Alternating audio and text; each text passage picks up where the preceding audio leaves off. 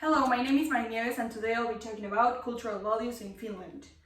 Culture, as we know, differ from country to country. The national culture of a country is shaped by various factors from the origin of the country to the present-day social changes. The cultural values of nations have significant influence on today's life in people as well as in its economical, social, political, and business environment. And so, as my thesis statement throughout the presentation, I will be arguing that in order to know more about a country's culture, it is important to know about its religion, its cultural values, particularly the Hofstadter's values, and in this case, I will be focusing on Finland and comparing it to Mexico. Finland was identified as a very Christian country, specifically an evangelical Lutheran one. Most of Finland's population used to be evangelical Lutheran, and whenever a baby was born, they used to baptize him and register him in the church. The basic values of evangelical Lutheran religion were reflected in the daily life of Finnish people and in its cultural values. We have here a comparison between Mexico and Finland within the Hofstadter's values.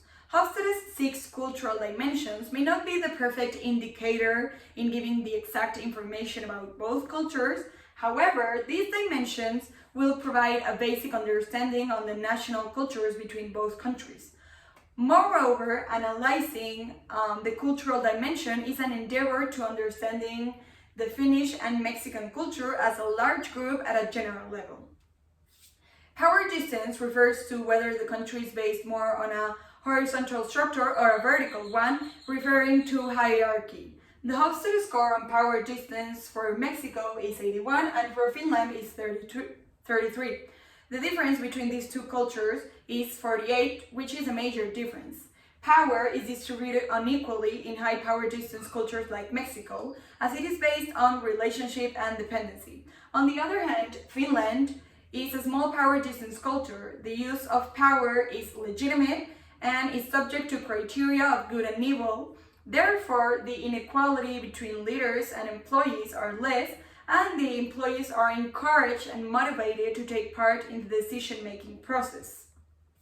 Finland values more individualism than Mexico. The Hofstadter score on individualism versus collectivism for Finland is 63 and for Mexico is 30. The difference between these two is 33.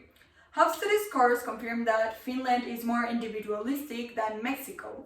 An individualistic culture, like Finland, the role of family in individuals' life is minimal, and the individuals are responsible for the decision-making in important events that happen in their lives. At the same time that evangelical Lutheran religion encourages community, it also stresses the importance and uniqueness of each individual. In the masculinity dimension, Mexico scores 69 and Finland 26.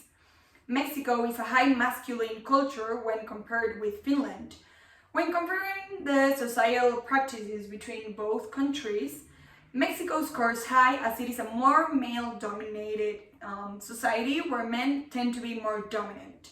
And Finland scores lower on this dimension where the women have equal value so as men in organizations. In Finland, it is assumable that the role of women in the society have gained importance over a period of time.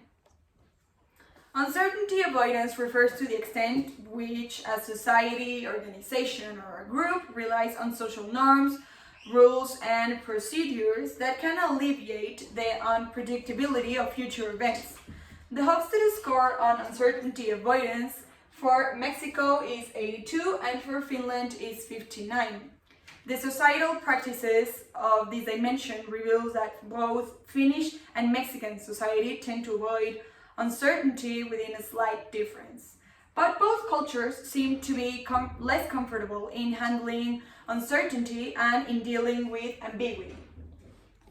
The long-term versus short-term orientation score for Mexico is 24 and for Finland is 38. Mexican culture is more short-term oriented than the Finnish one. Finnish people are more concerned with what will happen next rather of what is happening right now or what happened in the past. We suggest that one of the reasons for this behavior might have some of its roots in their religion, as one of the lessons of evangelical Lutheran religion is that the future is really important. For Lutherans, no matter what happened in the past, it is the future that holds the greater promise.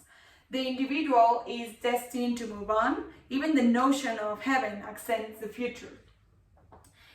Indulgence, that is the last dimension, stands for a society that allows people to have free gratification of basic and natural human desires related to enjoying life and having fun.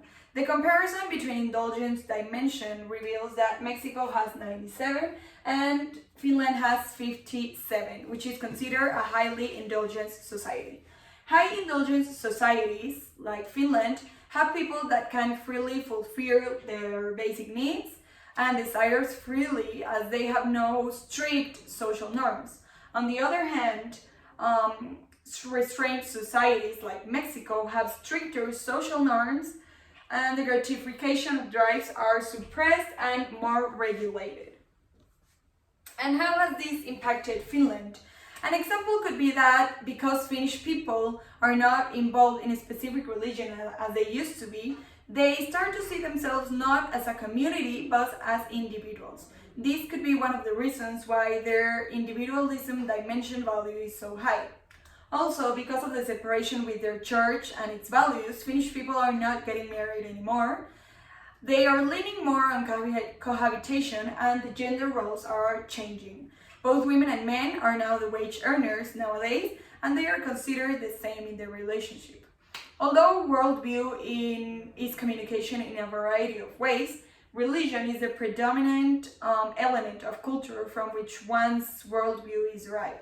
But because of globalization, we are more exposed to other points of view, and this has caused the change of cultural values in some countries, specifically the countries that are more future-oriented and that are not holding on their past and in their tradition.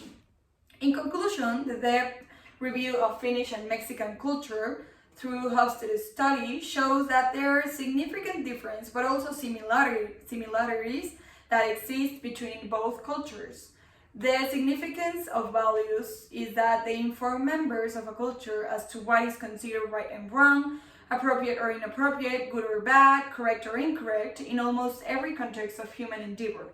But it is also really important to mention that when applying cultural patterns, like the Hofstede's values dimensions, we should keep always in mind that we are more than our culture. Cultural patterns are integrated, but they are also dynamic, and they can sometimes be contradictory. Thank you.